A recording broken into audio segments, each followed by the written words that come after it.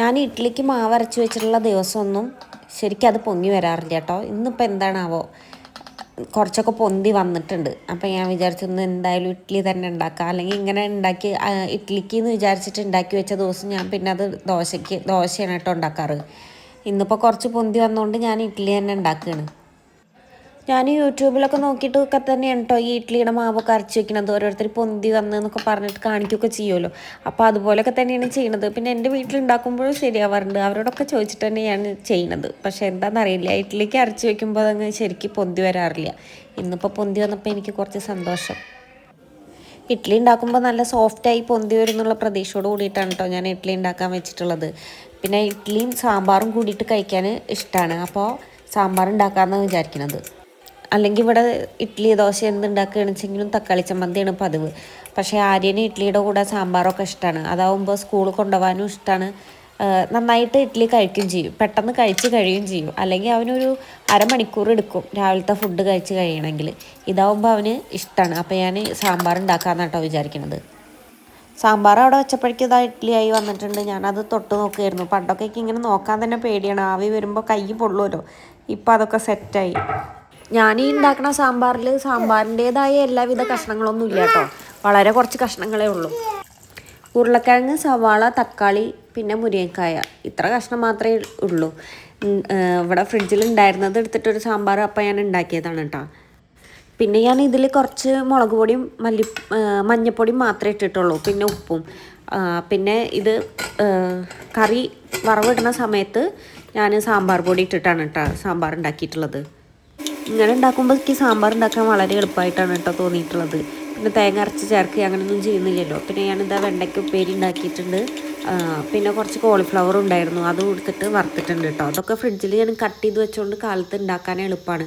നേരത്തെ നോക്കിയപ്പോൾ ഇഡ്ഡലി ആയിട്ടുണ്ടായിരുന്നല്ലോ, പക്ഷേ ഞാനത് ചൂടാറാൻ വേണ്ടിയിട്ട് മാറ്റി വെച്ചിട്ടുണ്ടായിരുന്നു കേട്ടോ. എന്നിട്ടിപ്പോൾ കുറച്ച് ചൂടൊക്കെ ആറി തണുത്തപ്പോൾ ഞാനത് പാത്രത്തിലേക്ക് മാറ്റി വയ്ക്കുകയാണ്.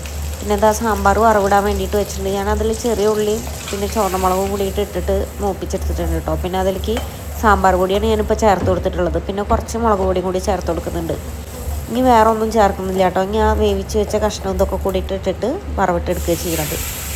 ഈ സാമ്പാറിൽ കൂടുതലും മുരിങ്ങക്കായാണ്. മുരിങ്ങക്കായ ഇവിടെ അടുത്ത വീട്ടിൽ നിന്ന് കിട്ടിയതാണ് കേട്ടോ.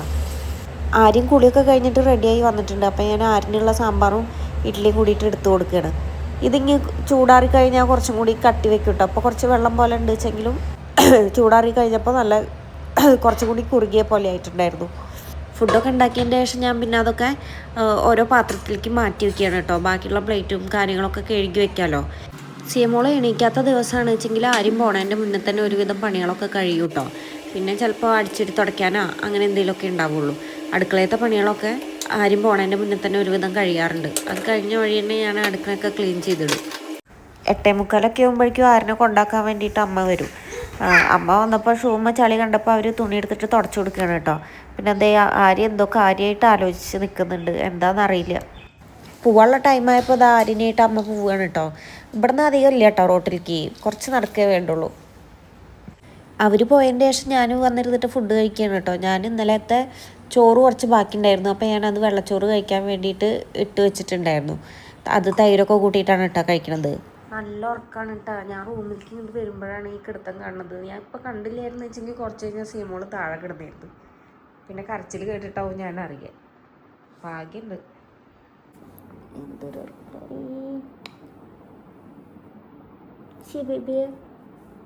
മതി ഉറങ്ങിയത് 9:09. എണീറ്റേ ഇതാരാ നോക്കി നോക്ക്. അവിടെ ആരാ നോക്കി നോക്ക്. നല്ല ഉറക്കാണല്ലോ.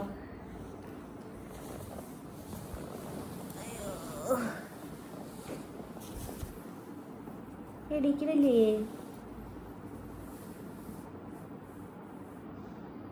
എനിക്ക് നല്ല ഉറക്കാട്ടോ, ഒന്നും അറിയുന്നില്ല.